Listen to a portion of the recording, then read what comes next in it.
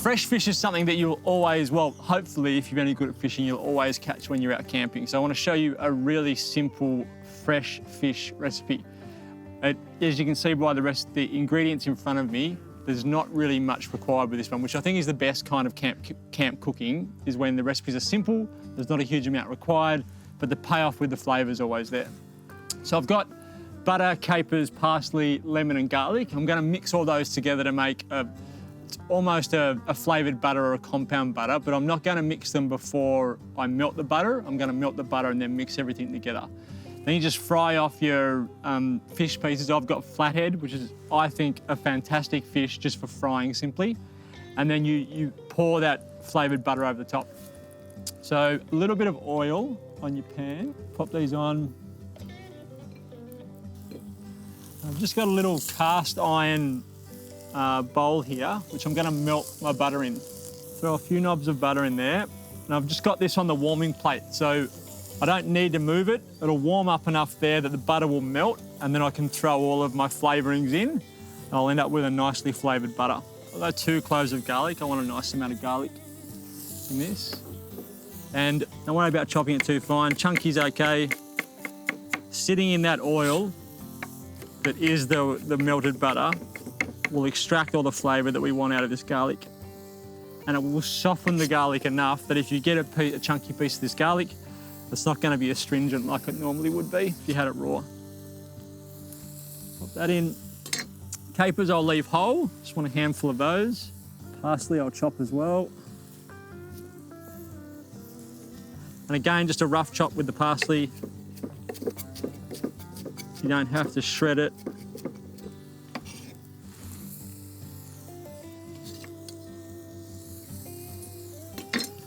Lemon, I just want the zest. And I might use some of the juice at the end, we'll see. So the zest gives you all of the flavour of lemon without the acidity, which is what I want at this point. If I find the sauce is a little bit too cloying or a little bit too fatty, then I'll add some of the juice as well to try and break through that. But I am after a nice, rich, intense sauce, which is what I'll get from just the butter and the lemon zest. So the zest of 1 lemon. And then a good pinch of salt.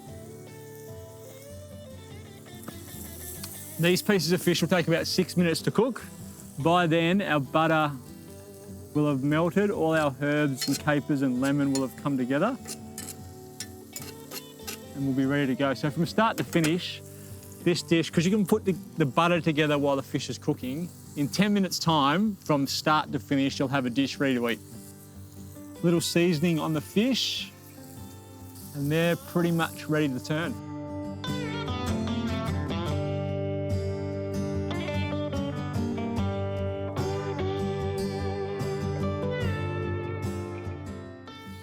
Just want to add a little bit of lemon juice to that.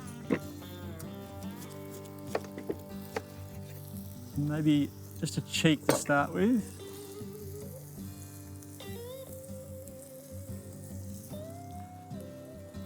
You have the saltiness of the capers, which is going to help, but don't want it to be too buttery.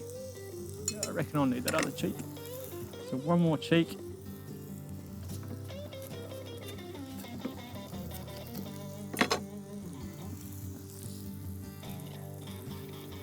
And now we're ready to plate. So fish can come off.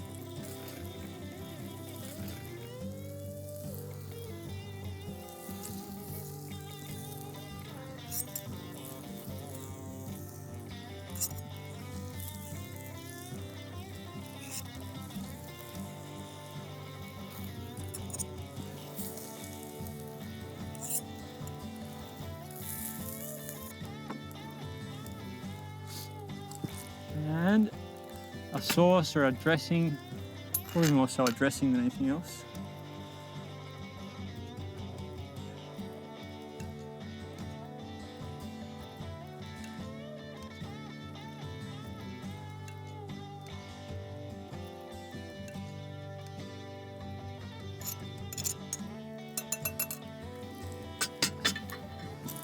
That's it. So really, really simple fish. You could have that with some crusty bread, some sourdough, anything that's going to help mop up all those juices in that little sauce you've created. I'll give it a try. Oh, yum.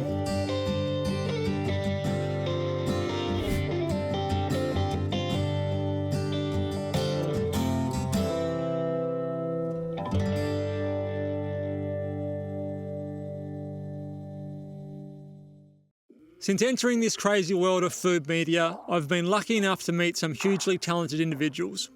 Two that really stand out are Sam Shelley and Michelle Crawford. This dynamic duo have styled and shot all of my recipes for the past 5 years. And I thought it would be a good idea to drop in on them in Michelle's new studio so we can see what goes on behind the scenes of a food photography shoot.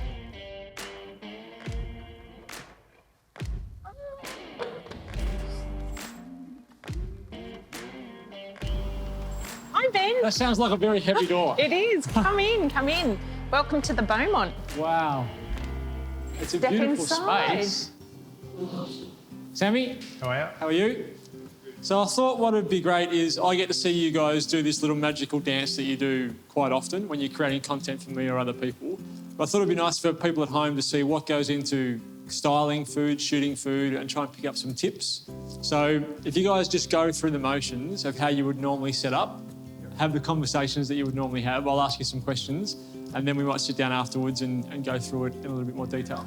Yep. What do you think? Sounds great. All Let's right, get on let's to get it. into it. How important is light, Michelle? Light's everything. Yep. Light is the most important thing in food, any photography. Yep. Like that's where the magic happens. What makes a good food photo is having shadows and definition. And so what we're doing now is we're going to set up the lights and the background to kind of create a bit more mood and more shadow.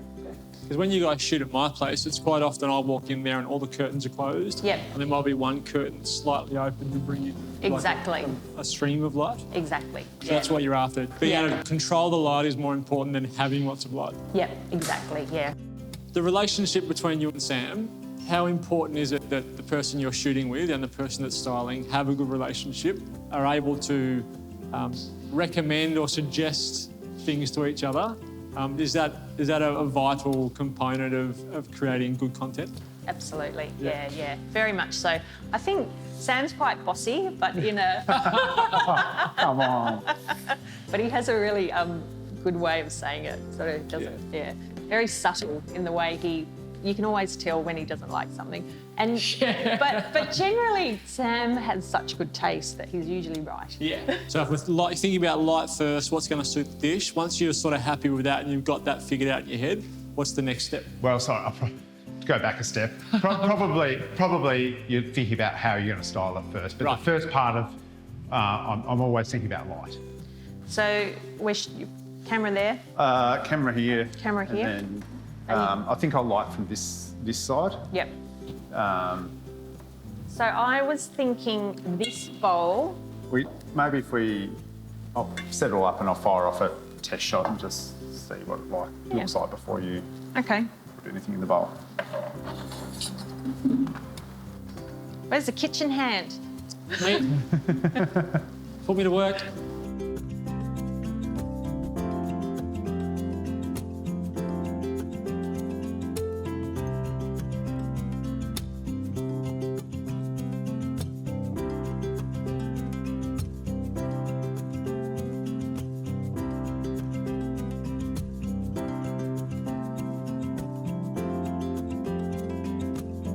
All right, Sam, That's looking good. what have we got next? I'm just going to fire off a few test shots and get the light right. Yep. On the technical side of it, lens, camera, what's... Yeah, so I'm shooting on a Canon 5D Mark IV. I don't think that matters too much. Lens is more important. So I'm on a 70-200 zoom lens here. It's got an aperture of 2.8, and that sort of means you get that nice blurry background. Yep. Yeah. Your two wide-angle things start to distort. Yep. So having more of the zoom is definitely better for food photography. Yeah. Okay. Now I'm thinking, do we just do 2 plates? Yeah. Like 2 serves, so one just out of shot and one plated Sounds up good to me. salad there. Yep. So dinner for two, lunch for two. So how can people create this sort of stuff at home, Sam, if they don't have, you know, the backdrops and the backgrounds and, you know, $2,000 lens, they're shooting on an iPhone? What are some basic tips? So if you're shooting on an iPhone, so basically like this here, it's effectively a big window. You know, I'm just using it today for ease, but you could easily shoot under a window. So basically using one light source, so not having, I don't ever have like two flashes going from different directions, really. It's trying to recreate natural light. Talking about one source of light coming this way, if your light's too bright, can you put something over the top of the light? So if you've got a sunny window, like baking paper is really good just to diffuse the light, or you can put a white sheet or anything really. All right, we'll let Michelle do a thing.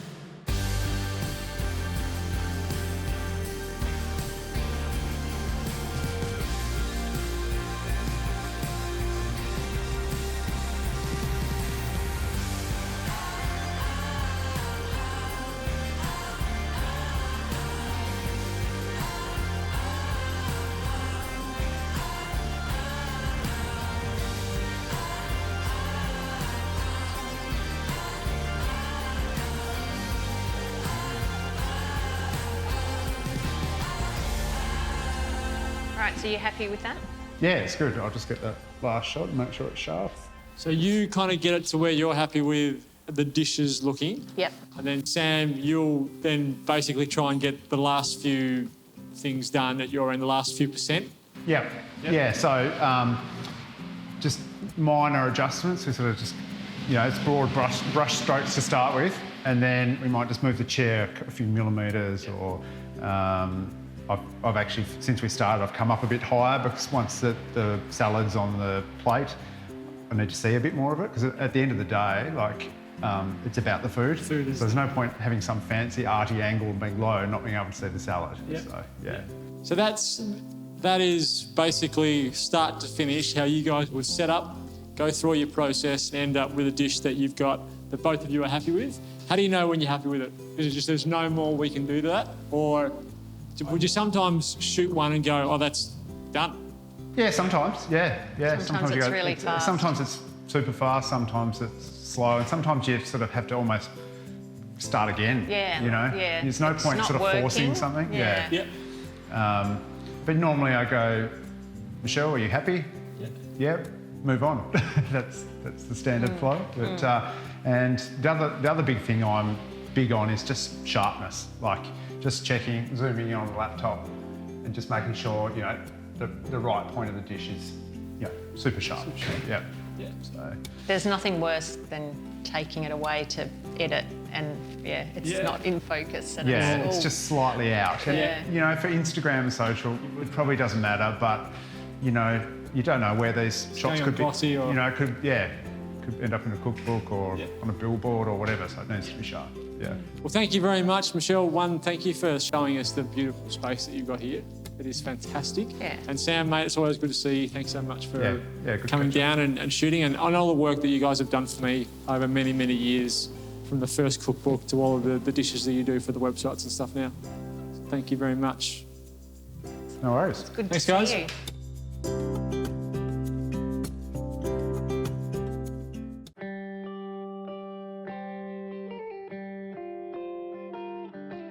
Smoking a piece of scotch is pretty simple. So to take something that is very, very simple, basically put this in a smoker and leave it for 4 or 5 hours.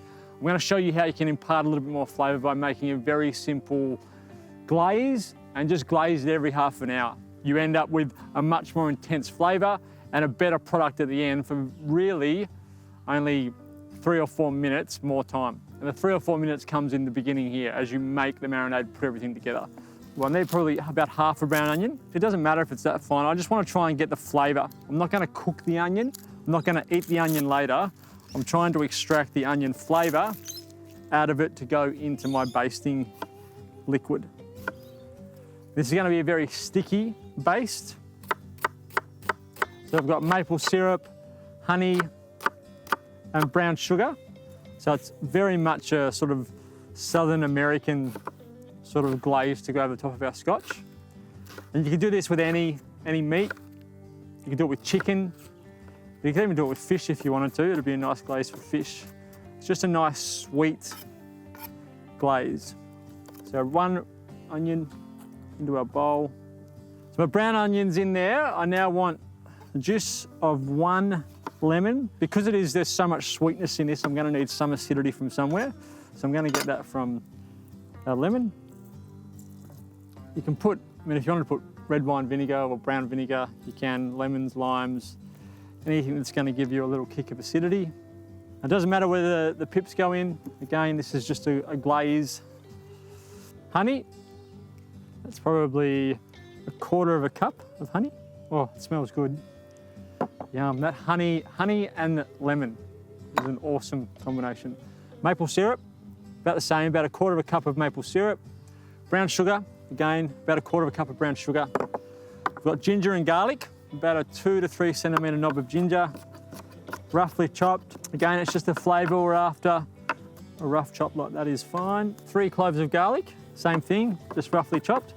If you wanted to use onion powder and garlic powder and ginger powder, you could.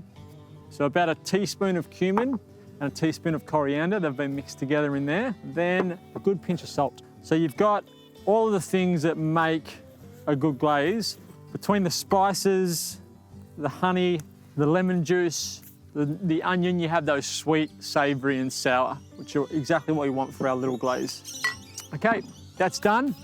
My scotch, I've got there's about an 800 gram piece of scotch there, of the whole scotch. I'm gonna pop that in, I'll give it a base once it goes in, and then I'm gonna leave that in there for about 3 to 4 hours. I'm gonna put a thermometer into it and just keep an eye on the temperature. I want it to get to about 50 degrees internally, and that's the temperature that I want it to get to.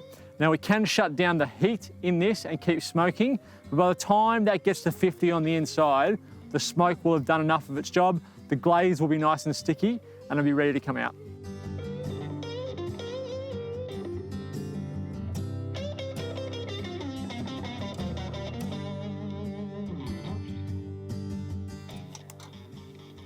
So while I was putting that in there, I've been joined by my little girl, Charlie. We're gonna have a chat about smoking and the different kind of smoking that you can do with a smoker like this. And then you're gonna help me finish the recipe off, ain't you, darling? Yeah. All right, so this is a hot smoker. The reason we call it a hot smoker is because, as you can see by the temperature gauge here, we've got heat inside this chamber as well as smoke.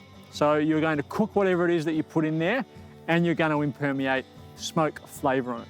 So we've got a little while to wait now as we smoke our scotch in there. I'm going to cook this twice. So I'll smoke it in there to roast the outside, to slowly cook it to impart that smoke flavour. Then I'm going to allow it to cool.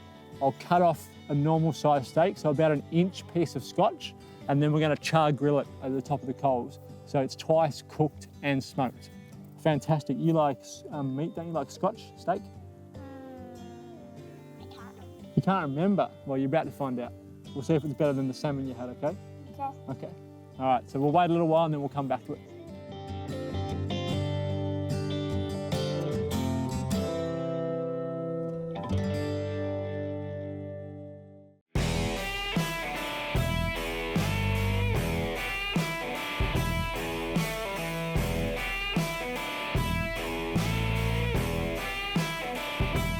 So I've taken my scotch out of the smoker, and now I'm going to carve it and then sear it on the char grill. So we're going to cook it twice. I'm going to carve that little end bit off. So you can see that little pink ring around there? Yeah. That shows that our smoke and our marinade, our basting, is starting to sort of leach in and give us the flavour we want. A little bit of salt. Now that would be beautiful just to eat on its own like that. So there's no reason why you couldn't just have that. It's nice and warm. You've got all that flavour there. That is beautiful on its own, but we're going to cook it twice, aren't we, Charlie? We're going to char grill it on that just to give it another layer of smoky flavour on the parts of the meat that haven't been exposed to that marinade. All right, that's done. A couple of minutes each side. Do you want to season it, Charlie? You want that bit looks good? Want to season it? Good girl. So there we've got it, our smoked scotch with all of that basting flavour on there that we've then char grilled over the charcoal. So you get some great smoky flavour and you'll get the sweetness of that basting liquid that we put on. Put the other 2 pieces on to cook them, but that is pretty good. What do you reckon, Charlie? Yummy? Yeah.